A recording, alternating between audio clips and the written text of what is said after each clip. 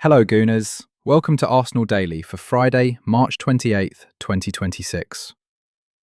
I'm bringing you the latest Arsenal news as we head into a crucial period with some massive fixtures on the horizon.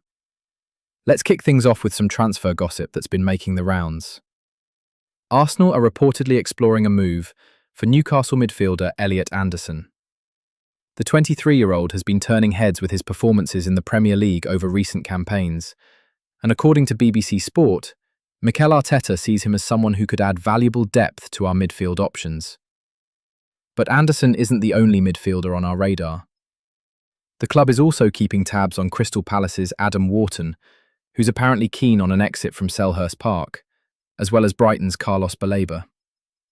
Now, we all know how Arteta and Edu operate in the transfer market. They're methodical, patient, and won't be rushed into any decisions. But with the summer window approaching, it's clear the club is already laying groundwork for potential reinforcements. Now, here's something that's caught my attention. BBC Sport has raised some concerns about Bukayo Saka's recent performances.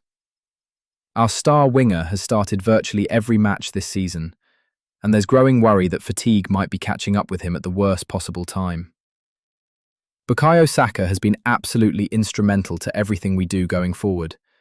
But as we enter this critical phase with huge fixtures against Southampton in the FA Cup, the Champions League quarter-finals against Sporting, and that potential title-deciding clash with Manchester City next month, his form becomes even more crucial.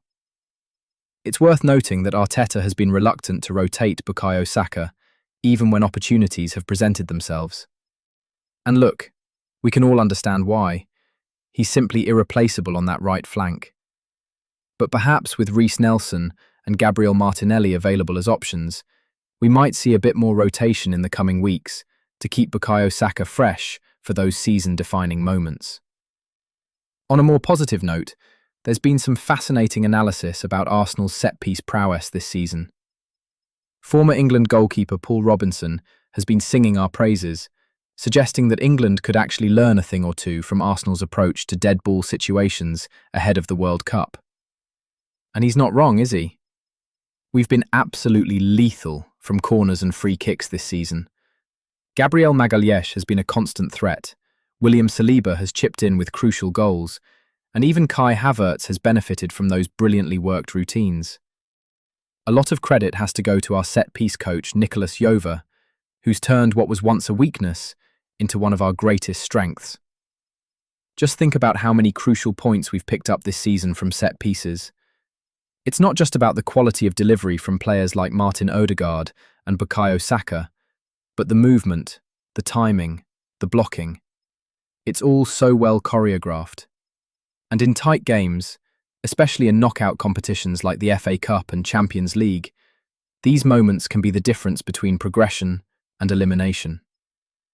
Speaking of which, we've got that FA Cup quarter-final against Southampton coming up next weekend, followed quickly by the first leg of our Champions League tie against Sporting.